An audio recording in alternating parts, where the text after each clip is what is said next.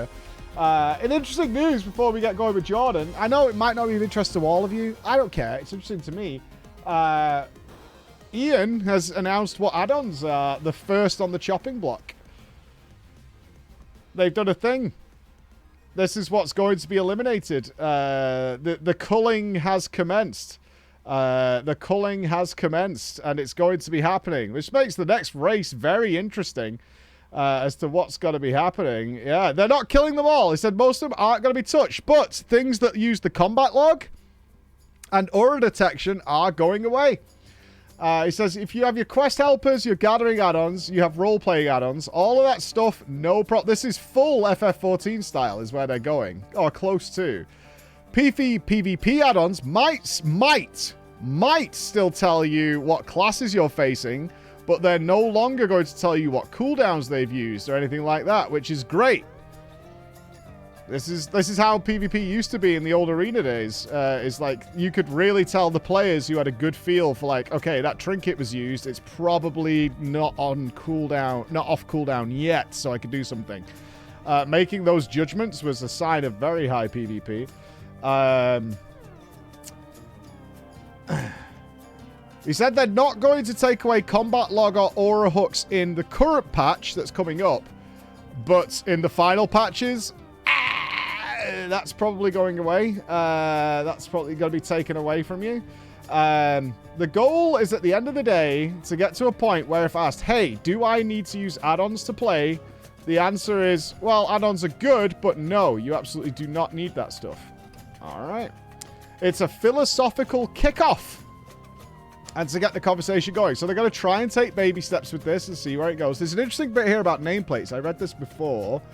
They're going to improve the cooldown manager so it's more customizable, which was based on feedback, because it was like the same feedback I had with the rotation helper is like it's already just way better with the add-on version, and the new one causes more problems, so they're going to work that way. Where's the nameplates bit? One thing that's cool that's in here is they are definitely opening the door to perhaps some of the add-on makers and stuff coming to work with Blizzard. And also sharing rotation helper strings and stuff like that. And sharing your UI made with the WoW UI.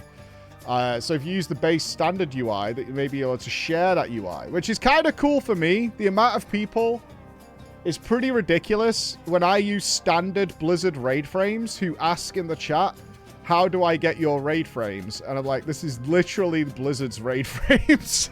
This is literally the base game raid frames that come with the game. And they're like, oh, how do I get those raid frames? How do I make that work? So having a string that you can like, there you go. That would work.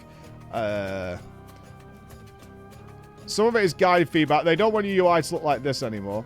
The usual stuff here, using a rotation helper is not as good as just knowing your class, which is obvious.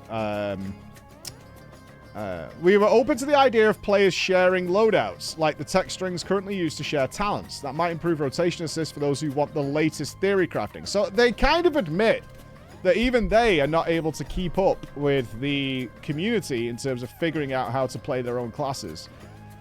It's an interesting problem to have.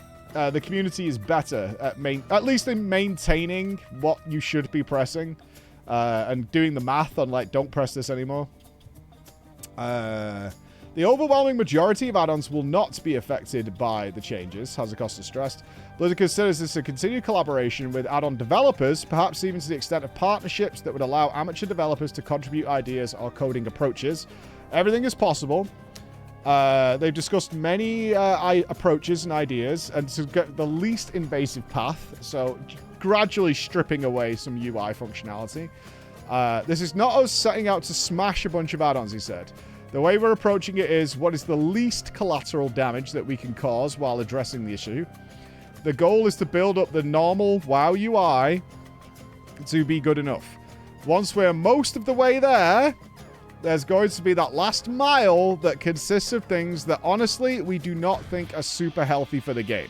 He had a great example here, actually, which I really liked. So some of you who've done Wrath of the Lich King Classic, I have a question for you. If you played Wrath of the Lich King Classic here, which I know some of you did, Blood Queen Lanethel. Was that solved with a weak aura in the classic version?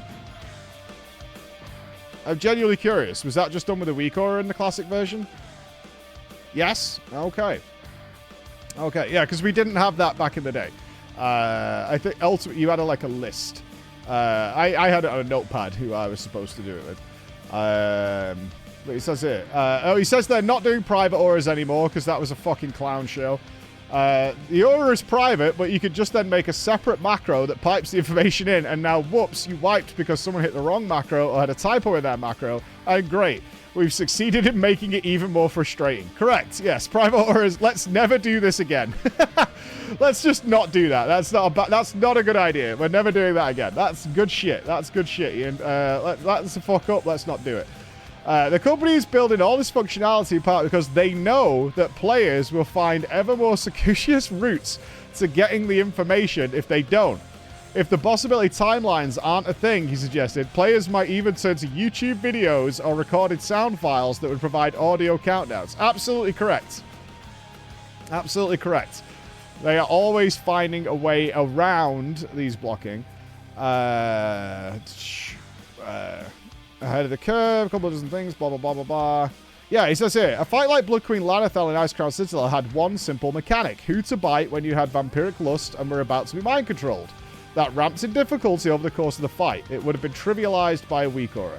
No stress, no confusion, no need for communication, no need for backups. A fight that had an exciting, frantic moment in 2009, 2010 gets turned into something pretty ho-hum in modern days. This is interesting. Less swirlies for casters. In modern raids, people might see happy changes like a reduction in the number of bosses that frequently place random shit on the floor. A mechanic the team has come to lean on because add-ons can't predict or help with it, he said. Our classes are not designed under the assumption that you're going to have unpredictable movements every few seconds, making those encounters less fun for caster characters, he said. We want to make more variety and diversify. That's great. And he's right. Like, how do we add challenge to this? Well, one of the ways we could do it that add-ons can't predict is put shit all over the floor all the time. And that's just really annoying because that's not how my class works. So I now have to learn how to ABC all the time. The toughest modern bosses with mechanics that require players to clump up or head to specific spots might give a few more seconds to respond. So we'll make fights like technically easier, but no add-ons to tell you what to do. So it's kind of harder or equal is the idea. If we know it's being solved for you and you're just going to told to run to diamond, how is that challenging? How do we make it challenging? The other way is to give you 2.5 seconds so you need some movement boost. You got to take a gate from A to B because otherwise anyone could do this. So very cool stuff. Very cool stuff. I like this. And I like that he's taking accountability as well. He says, I think, frankly, this will stop letting us off the hook when we fail to present something properly. He said, if you are riding a Katamari ball on sticks, for example, and if you run into one of these 3 nameplates, you wipe the raid, but there's 90 things on your screen, good luck. There are nameplate attachments that the things the community has come up with to help solve that problem. We should have solved that problem. Visual customization of nameplates, including how big they are or what they look like, is going to be allowed, he said, but using conditional logic to change the way they look because of something the player or enemy is doing, or a buff or debuff, they will not exist. As somebody who didn't do crazy nameplates but has absolutely seen them millions of times, this is really interesting because people are very protective over their nameplates and their designs. Like, tons and tons of effort is put in. It's all pretty speculative, as Acosta said. The team is still working to solve the problems that players have created mods for. Lethal casts in dungeons, for example, should be telegraphed better, perhaps negating the need for mods that alert players when something's coming. Listen to me. I'm fine with WoW on consoles. I don't like the weird protectivism. That preach it all leads to our Xbox. The PC players will still have a way to get Thea chat bubbles iron smirk. Yeah, for sure. PvP arena UIs are crazy. Tracking of group abilities will no longer function in add-ons after the changes. How do you feel about that? You can no longer be able to see Life Cocoon, Ironbark, Aura Mastery, Tranquility, fucking Spirit Link Totem. That has become a pretty base function of a lot of raiders for a long time. Yeah, raid leaders right now are like, why? It allows for more planning and also adjustment on the fly and communication is what they're going for. Instead of having your scripes, your maxes, or whatever, just kind of going, well, I'm like controlling your spells for you, right? Which is the way it works now. It's like controlling your spells for you. So this is going to go back to, instead of one person managing everybody's cooldowns, is you'll have to know what you're doing and things like that. Because I have to assume weak aura reminders are going away as well. What else are we doing here? Let's have a look. It might in turn lead to dungeons with fewer interrupts in a pack of mobs, so you won't be able to track interrupts anymore. That makes Mythic Plus kind of sus. Which might in turn lead to less reliance on classes with abilities that stop a whole pack of enemies from casting. Incoming heals will no longer be trackable, nor will specialized buffs or debuffs. If they feel they need it, they'll build it into the base game. So does that mean you won't be able to track if your like Hand of Protection or Freedom is on somebody? Like, those are specialized ones, right? Like, I can time my... I guess this is so you can track, say, if a tank's got Shield Wall running, and then you drop, like, a Life Cocoon or a Pain Sup on somebody the second it drops. So you've just got... Yeah, you're going to have to rely more on the visuals so you can see when the spell fades. That's interesting. It should be part of the default UI, he said. Same as... I mean, that's already in the game now to track that stuff, so it'll be interesting what they do. For building an account where once your co-tank reaches 4 stacks of some negative effect, you need to talk immediately. We should be giving you much better... Oh, excellent. This is excellent. Okay, so instead of just having a weak aura that counts to 4, and you can just see your... you can see your friend is just at 4 and it just goes taunts. So... That's cool. I mean, I like this. This is the way I used to play. Like, I know I'm talking like I used to play WoW on a chalkboard here. But it was nice. Like, okay, having my co-tank say, right, 3, 2, 1. It was a nice little communication and chit-chat between two people. I mean, recently we've said, in fact, for the last few years, the best tanks in the world never say anything. The best tanks in the world, you just never hear from them in anything. They're just doing their job, and they're doing it well. They might ask for an extra cooldown every now and again, but the best tanks in the world are tanks you never hear from. They're just getting on with things, unless they're now a raid leader. Well, we have this very important mechanic, and really, unless you're using an add-on, it's not super obvious, he said. We should make it obvious. At the end of the day, the game should be just as easy or difficult as it is right now, he said, but for different reasons. Okay. The part of the goal of mechanics is to create a problem that needs to be solved and a bit of challenge that feels satisfying once you overcome it. The goal is to keep similar numbers of wipe counts for normal, heroic, and mythic, early versus late, excluding Undermine, I guess. Similar success rates, but to tailor that to a world where the problems are once again in the player's own flesh and blood hands to solve, not an algorithm that they've downloaded. I mean, it's interesting. There's going to be very conflicting feedback on this. I, for one, am interested to see where this goes. I'm going to take this as a positive for now and see if it creates any awful problems. We'll have to see for sure. There'll be a lot of salt about this for sure. Oh, our Jordan's here. Hey, that's our JJ. Let's get our J in the house. Where's our JJ? Where's our JJ?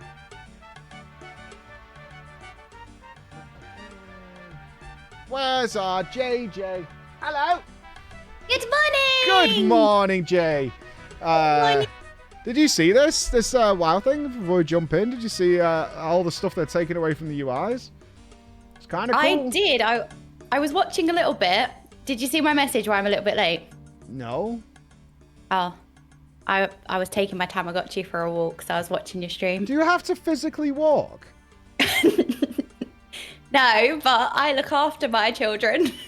Did you mean you threw it across the room? Does that class as a walk? Has it got like... Yeah, I did. I put it like on my walk pad and just let it like. You've got it on a treadmill. Yeah. I like sellotaped it to a treadmill. It just goes round and round. This is like the healthiest Tamagotchi you've ever seen in your life.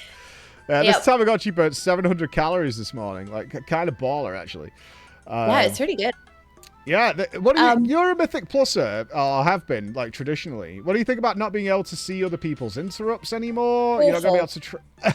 Sorry, I was chomping at the bit. So I was watching your stream, and I was like, oh, this is good, this is good. When you read that out, I was fuming. I went, oh, F off. Like, I couldn't believe it. They're doing such a good job of enabling the information that you need that is so crucial into the base UI. That is the whole point. And you really feel like Blizzard are getting the point. You really feel like they're moving forward with putting integral important information into the base game so you don't need add-ons. And then they say something like, oh, but we're not going to allow you to see the really important cooldowns that you need to coordinate with your group in the base game or with add-ons. It's like, what? The cooldown tracking is the biggest one for me, of not being able to see what healers have got available, and that can cause a lot of needless talk. Like, if you haven't pre-planned it, you know, I mean, it relies more on spreadsheets and shit like that to get it all, you know, from a raid perspective. Like, okay, well, you need to save your Aura Mastery or Spirit Link or whatever till 1 minute 32, which they do now. Do you think they're going to take away weak Aura reminders? I don't know. I mean, it's just, I suppose you can say, like, I'll get the next interrupt and stuff. It's just really handy to say, or to coordinate by seeing people's cooldowns. Yeah, it's nice to have, like, Jordan next. Then, you know, I can see the cooldowns. You know, you have that, like, shot caller. Like, you know, you'll see it in any Mythic Plus who's, like, managing all this process. It's also the fact that if you need to call for an external, you can see if it's available or not, because that happens in Mythic Plus. You know, sometimes something goes wrong, and it's like you have to take the step to say, is Ironbark available? Yes, no. In the middle of doing everything else, well, the druid might have to put use a Typhoon or do something themselves, and then they have to say, oh yeah, it's available. Oh, can I have it? It's just extra steps that you don't need, because there's already so much coordination that the game requires from you, and determining using externals or using these cooldowns is not part of that process. If there wasn't so much stuff, you'd need less coordination. Okay, fine, but I don't know if they're going to go in that direction. Well, that's what they're saying they're going to do. They're going to roll back. So they're saying there's going to be less things to interrupt. There's going to be, you know, just generally less things. Because right now, some packs require, like, consistent, like, individual interrupts and group-wide interrupts and all that, and stuns and blah, blah, blah. So they're saying they're going to roll that stuff back a bit in order to make it a bit more flexible on, okay, you missed, it's not the end of the world. Or you don't need to bring, you know, an enhancement charm note ever for mega fast interrupts. So they are saying they're going to roll that stuff. They are going to lessen, with the add-on removal, they're going to lessen the amount of stuff that needs to be controlled. But I have to imagine at a certain point, that's going to go back to what it was, right? I think it definitely has gone too far in one direction. I would say from Dragonflight, the packs, the dungeons just feel so overloaded. It was so noticeable in Season 1 of Dragonflight. One pack had so many mechanics, and even the bosses, they had so many abilities that were so hard-hitting. I remember doing Knocker Defensive. It felt like every boss in there was like an early Mythic boss with the amount of mechanics and how hard-hitting it was. It was such a stressful dungeon. All of the packs had so much stuff going on. So I definitely think they need to rein it in. And if they are reining it in a little bit, then it would require less coordination from the group. But I think Mythic Plus puts a lot of pressure on players to actually, you know, play the game with the amount of swirlies and frontals, and you know, you're also trying to deal damage and heal, like you're playing the game, and then you're also having to do all of this external management between you of coordinating your stuns, interrupts, and stuff like that. And I'm talking about really high Mythic Plus. Like, obviously, you don't have that coordination in most people's keys, right? But you know what I could see returning in a big way? I don't know how you guys feel about this, but macros on everybody's interrupts that tells you, I just kicked, and kick a ready. I don't know if you can still do that macros. I assume you can, is you can add a timer to your macro to spam the chat, essentially, to say my kick is available. Like, I mean, that's how we used to do it. I know I'm old, back in my day. But that's how we used to do it before we had all these trackers, is you would macro every single ability that was useful like that to announce to the party that you'd done it and when it was available again. To cut down on chatter It's not about the increase in communication, but there's a lot of... Add-ons have solved a lot of needless chatter, and I think that's where they need to be careful, right? There's a lot of needless shit, like you're saying, is like, okay, so when is Ironbark ready? Oh, it's ready in 10. Okay, when's Sacrifice ready? Have we got Sacrifice? You know, like, that kind of nonsense chit-chat can be just a little bloating, already stressful communications challenge. But it can also be fun. It can also be fun. Yeah, I think people don't realize there's already a lot of coordination with that aside. When you're adding extra, is this available? Can I have this? Or when you're adding that to it, it just becomes just too much. It's too much. So if they are reining in with how much coordination the dungeons already require, then I suppose. Yeah, I mean, the tank swap example I think is pretty good. There's nothing fun about having a weak aura that tracks your focus target, or specifically named if you're raiding, and that counts to 4 for you. So you can... But also that stuff is in the game already. Like, they're not going to take away the stuff that's already in the base UI. Like, a lot of this is tracked anyway. It'll be interesting to see where the middle ground is with this, because they're talking about debuffs and stacks and things like that. And a lot of this does already exist. So maybe they're just saying, like, we're not going to let you do, like, weak aura tracking of this in any way. Like, you'll have to use the actual WoW UI, which you see where they're coming from. And I'm okay with that. I'm okay with that. The PvP one's going to be interesting. I imagine a lot of people are going to be pissed when they can no longer tell the second somebody's trinket's off cooldown, or whether their fucking major defensive is now available so we can do the burst. Will we have outside PvP coordinators who are like, okay, use trinket timer?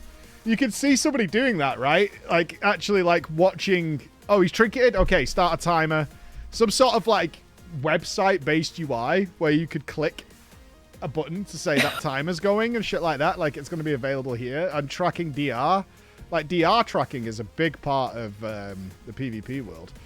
Can you imagine every time you press interrupt, you just start a timer on your phone for like 10 seconds? Like, you could absolutely macro that to a third party. You could totally send that information to a third party that does that, and you'll have a little screen on your side monitor that's tracking DRs and shit for you instead of it being in-game.